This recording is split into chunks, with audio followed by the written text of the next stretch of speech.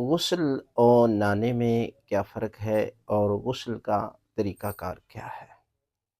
تو یہ یاد رکھیں کہ غسل اور نہانے میں لوگ فرق نہیں کرتے اور انہیں پتہ ہے کہ غسل جو ہے وہ بھی ایک ہی چیز ہے اور نہانا بھی ایک چیز ہے، حالانکہ ایسا مسئلہ نہیں ہے۔ غسل ایک مخصوص طریقے کے ساتھ کرنے کا نام ہے غسل، یعنی غسل مخصوص طریقے کے ساتھ نہانے کا نام غسل ہے۔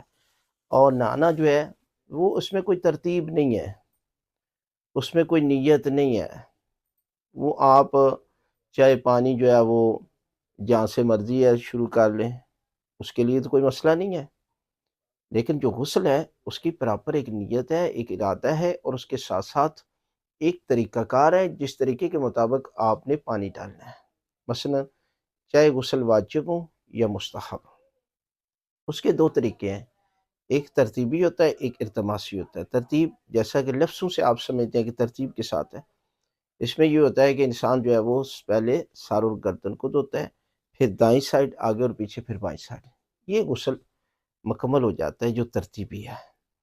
اور اگر کوئی بندہ جو ہے وہ التماسی کرنا چاہتا ہے، التماسی کا مطلب ہوتا ہے کہ انسان جو ہے وہ ایک ایسی جگہ جیسے نہر ہے یا کوئی گھر میں ہاؤس بنایا ہوا ہے یا ٹیوب ویل ہے یا کوئی ایسی جگہ جہاں پر بہت زیادہ پانی ہے، اور آج کل جو ہے وہ لوگ سوئمنگ پول میں بھی جا کر، گرمیوں کا موسم ہے وہاں بھی نہاتے ہیں، تو اس میں یہ ہوتا ہے کہ انسان ایک مرتبہ غوطہ لگائے اور پوری باڈی پانی کے اندر چلی جائے، تو یہ بھی غسل مکمل ہو جائے گا۔ اب مثلا غسل جنابت ہے، اس کے بعد وضو کی ضرورت نہیں ہوتی، چاہے آپ ترتیب کے ساتھ کرتے، التماسی کے ساتھ کرتے۔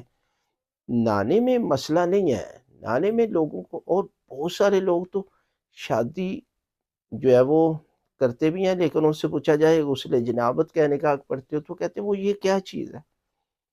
حالانکہ ہر عبادت ڈیپینڈ کرتی ہے غسل جنابت پر۔